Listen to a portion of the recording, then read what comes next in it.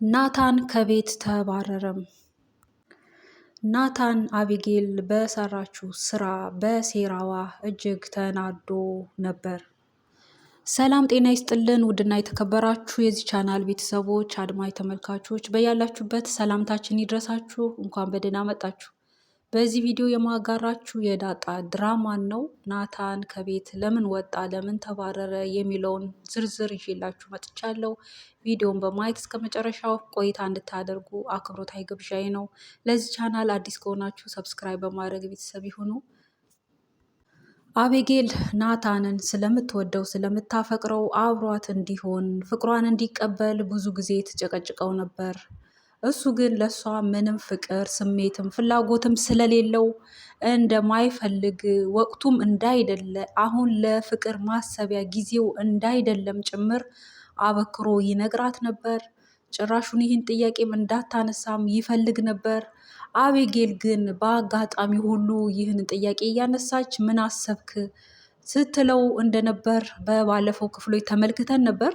በዚህ ክፍል እንደተመለከትነው አቤጌል ያው አባቷ አቶ ደረጀ ወደ አውሮፓ ለስራ ሊሄድ ስለሆነ ይችን አጋጣሚ ተጠቅመን ዘና ፈታ እንበል ስትለው ለናታን ስትነግረው ነበር። እንግዲህ ናታንም እሺ በጣም ደስ ይለኛል ብሎ እንግዲህ ይህን አጋጣሚ ለመጠቀም እንደሚፈልግ እና ያንን ምላሽ ይሰጠኛል ብላ ጠብቃ ነበር አቤጌል። ናታን ግን ያ ፍላጎቱ ስላይደለ አላማውም ስላይደለ እሱ አሁን አላማውና ትኩረቱ ትምህርት ላይ ነው። ሆኖም ደግሞ ፍቅርም ከተባለ ለፍቅር የሚያስባት የሚመኛት ዳጣን እንደሆነ እናም እንደ ዳጣ ያለ ባህሪ ያለው ሴት ነው የሚመቸው እንጂ እንደ አቤጌል ያለ ነገረኛ ክፋት የሚያስብ አይነት የእሱ ምርጫ እንዳይደለ በግልጹም ለአቤጌል ሲነግራት ነበር። እና ያንተ ምርጫ ያንተ ፍላጎት ምን አይነት ሴት ናት? እኔ ምን አይነት ሴት ብሆንል ደስ ይልሃል? ብላም በግልጹ ስትጠይቀው ነበር። እሱም መልካም የሆነች ጥሩ የምታስብ ክፋት የሌለባት እንዲህ እንዲያ ያለ ፍላጎቱን ሲገልጽላት ነበር። ልክ እንደኔ ብላ ራሷን እንግዲህ በዛ ቦታ ስታስቀምጥ እሱ ግን በጭራሽ ልክ እንደ ዳጣ ብሎ ተነስቶ ትቷት ሲሄድ እጅግ በግና ተናዳም ነበር። እንግዲህ ናታን አልዋሽም፣ የውስጡን እና እውነቱን ስሜቱን ፍላጎቱን ነው የገለጸላት። እሷ ግን ያው ለምን እኔን አታየኝም? ቆንጆ ሴት አይደለውም ወይ? በአንተ አይን የምገባ አይደለውም ወይ ስትለውም በቃ በተለያየ ቃል ስትጀነጅነው ነበር። እሱ ግን ቆንጆ ነሽ፣ ምንም አያንስሽም ሲላት ነበር። የዚህን ጊዜ እንግዲህ ቆንጆ ስላላት ያው ደስ ብሏት ያው ይመኘኛል ይፈልገኛል ማለት ነው በሚል እንግዲህ ወጣ ብለን ዘና ፈታ ብንል ምን ይመስልሃል? ወጪውን እኔ እችላለሁ፣ ከተማ እንውጣ፣ አንተ ምክንያት ፍጠር እኔም ምክንያት ልፍጠርና ብር በምክንያት ከእናቴ እቀበላለሁ፣ ከዛ አብረን ቆይታ ብናደርግ ብላ በብዙ ቃል ስትለምነው ልታማልለውም ብትሞክር እዛ ሄደን ምን እናደርጋለንም ሲላት እንግዲህ እንዲወተን እንዲገብተን እያለች ተመስጣ እሱንም ለመመሰጥ እና ለመሳብ በቃ በዛ ሀሳቧ ውስጥ እንዲካተት እሱ ሀሳቧን ብሎ አድምጦ እንዲቀበልና አብሯት እንግዲህ በሸነና እንዲል ፈልጋ ነበር። እሱ ግን በይ በይ በይ በይ አቆሚ፣ ካለሽበት እንትን ውስጥ ውጪ፣ እኔ እንዲህ አይነት ነገር አልፈልግም፣ አያስፈልገኝም፣ ጭራሹኑ አላስበውም፣ ይሄንን አልፈልግም እና እያሰብሽ ያለሽው ነገር የማይሆን ነገር ነው ሲላት እንደማይፈልግ ቁርጡን ነግሯት ትቷት ሄዶ ነበር። የዚህን ጊዜ አቤጌልም በጣሙን ተናዳ ባለችበትም ሆና ስታስብ ስታሰላስል እንግዲህ ልማዷ ያው ሴራ ነው ማሴር። ምክንያቱም ከዚህ ቀደም ብዙ ነገር አሲራ ነበር ዳጣን ከሱ ለማራቅ ዳጣን እንዲጠላት ለማድረግ ከሱ ብቻ አይደለም ከቤተሰቦቿ ዘንድ በሙሉ ዳጣ እንድትገለል እንድትርቅ እንድትጠላ ብዙ ነገር ታደርግ ነበር። ያ ሁሉ ሳይሳካላት አልፎ ራሷ በሰራችው ስራ እያፈረች አሁንም እንግዲህ ሴራዋ አላለቀም። አሁንም ቅናቷ እጅግ አይሎ ለምን እንደዚህ ይለኛል፣ በእኔ ፊትስ የኔ ምርጫ ዳጣ ናት ብሎ ስላለ እንግዲህ እጅግ ተናዳ ልክ እንደ ዳጣ ሆና ያው እሱን እንዳናገረችው በቴክስት ተመልክተን ነበር። ያው ዳጣም ስልኳን የትም የትም ስለምትጥል ያው ብትጥልም ደግሞ የትም ብታስቀምጥም ፓስወርድ ስላለው ያው እሷ አትነካም ብላም አስባ ነው ያለመጠንቀቋም ነው እንግዲህ ችን አጋጣሚም ተጠቅማ ፓስወርዷን ደግሞ ውሃ ስለምታውቅ ይቹ አቤጌል ውሃን አታላ እንግዲህ ያን ስልክ እንድትከፍትላት አድርጋ ነበር። እናም በዘዴ እንግዲህ አቤጌል ውሃ ካጠገቧ እንድትሄድ ካደረገች በኋላ ከዛም በኋላ ያው እንደ ዳጣ ሆና ቴክስ ስታደርግ እሱም በደስታ ሲመላለሱ ብዙ ነገር ካወሩ ከተጻጻፉ በኋላ በስተመጨረሻም አሁን ለምን አትመጪም ብሎ ቴክስት አድርጎ እንግዲህ እሷ ትመጣለች ብሎ አፉን ከፍቶ እየጠበቀ ራሱን እያዘጋጀ እየተስተካከለ በደስታ በቃ ሲጠባበቅ ዳጣ ናት ብሎ የጻፈችው ሲጠባበቅ፣ ዳጣ ግን ድንገት ክፍሉ ዘው ስትል ያው እሱ የሚያውቀውም እንግዲህ የተጻጻፉትን ነገር ነው። በዛ መሰረት የመጣች ነው የመሰለው። እሷ ግን ስለዛ ጽሑፍ ጭራሹኑ በልቧ የምታስበው ምንም የምታውቀውም ነገር የለም። ምክንያቱም እሷ አላደረገችውም፣ ጭራሹንም ደግሞ የምታደርግም አይደለችም። አላማዋ እሷ አሁን ያ አይደለም። እንግዲህ የአቤጌል ሴራ በዚህ ልክ እንግዲህ ይህንን ሁሉ ማሰቧ በዚህ ልክ ናታንን መፈተኗ በጣም ነው የሚገርመው። እናም በኋላ ሙድ ይዘሽ ነው ወይ ልታታይኝ ነው ወይ እኔ ላይ መቀለድሽ ነው ወይ ብሎ ፊቱ ሁሉ ሲቀያየር ተመልክተ ነው ነበር ናታን በዳጣ ላይ ማለት ነው። ዳጣ ግን ያው በጭራሽ ምንም የምታውቀው ነገር እንደሌለ እሷ እንዳላደረገች በስተመጨረሻም ስትነግረው ናታን እጅግ ተናዶ ያው አቤጌል ናት ብሎ በጣም ተናዶ ፊት ሁሉ ተቀያይሮ ወደዛ ሲገሰግስ ነበር።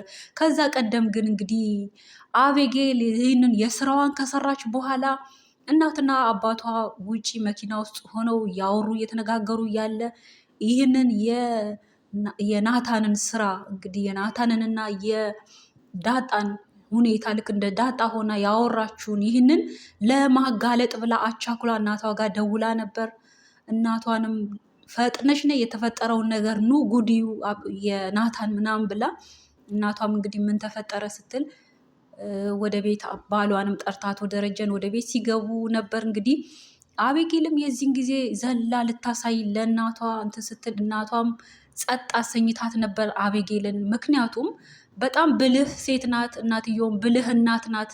ግን አቤጌል ከዚች ከብልህ እናት የተወለደችም አትመስልም። አቤጌል ነገረኛ፣ ክፋት የተሞላች ምንም ብልሃት የሌላት እንግዲህ እናቷ ግን ብልህ ናት፣ ጥበበኛ ሴት ናት እናቷ። እና እዚህ ጋር ባሏ ያው ለስራ ሊሄድ እንደሆነ ስለምታውቅ ነገር ቤቱ በነገር እንዲያያዝ አልፈለገችም። አይምሮም በነገር እንዲረበሽ አልፈለገችም። ምክንያቱም መንገደኛ ሰው ስለሆነም ይህንን ሚስጥር ያዝ አድርጋ ጸጥ እንድትል ካደረገቻት በኋላ ስልኩንም ተቀብላት ልክ ምንም እንዳልተፈጠረ ባሏ ምንም እንዳያውቅ ያስመሰለችው ነገር በጣም የሚገርምና የሚበረታታ ነው። እናም ነገሩ እንኳን እውነት ቢሆን በራሷ አጣርታ ከዛ በኋላ ባሏን የሚያካትት ከሆነ ለእሱ ትነግረዋለች እንጂ በሆነው ባልሆነው ባሏ እንዲገባበት በዛ ነገር እንዲገባ ነገሩን እንዲያውቅ ብዙ ጊዜ አታደርግም። እና እንዲህ ናቸው እንግዲህ እናቶች በጣም ጥበበኞች ናቸው። ከዚህ ብዙ ልንማር ይገባል ማለት ነው። በአሁን ላይ ያለን በዚህ ጀነሬሽን ላይ ያለን ሴቶች ከእንደዚህ አይነት እናቶች እንግዲህ ተምረን ካላደግን ነገ ላይ ብዙ ነገሮችን ነው የምናበላሸው ማለት ነው። አቤጌል አሁን የነገ ህይወቷም ጥሩ አይሆንም። አሁን ላይም ብዙ ነገር እያበላሸች ነው። ልቧ በክፋትና በተንኮል የተሞላ ነው። ስራዋ ሁሉ ጥሩ አይደለም። እናም በዚህ የተነሳ እናቷ ጸጥ አሰኝታት፣ አባትም ያው ነገሩን ሳያስነቃ ቀስ ብሎ ወደ ውስጥ ገብቶ ነበር።